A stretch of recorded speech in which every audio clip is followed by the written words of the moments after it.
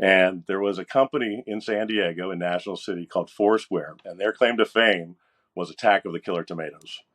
And it was four guys. They called themselves Foursquare because they were four nerds that got together to do films. They loved comedy and bad comedy, and they wrote and directed and produced Killer Tomatoes on some shoestring budget.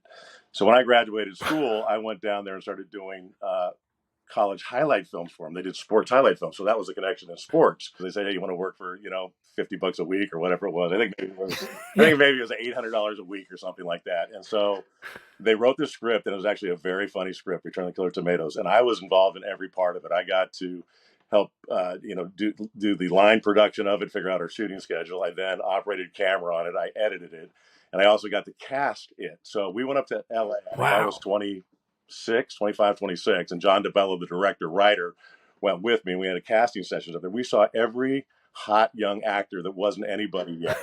And one of those guys was George Clooney. And so he came in to read in for a part. I think the part was for Chad. He wanted to play Chad. And I looked at John and I said, no, he's this other character is Matt. He's this, deadpan kind of funny guy that's cool and hipper than anybody else.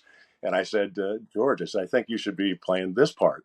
And he said, yeah. So he basically, I remember this to this day. He took the scripts, the sides, they call them. So he read his part. And he didn't even read it. He threw it down. He goes, I don't really need these. And then he just went and did this bit on it where we just fell off the couch thinking, oh my God, he's got it. And he didn't even read the script. Take 5. Marker. And action.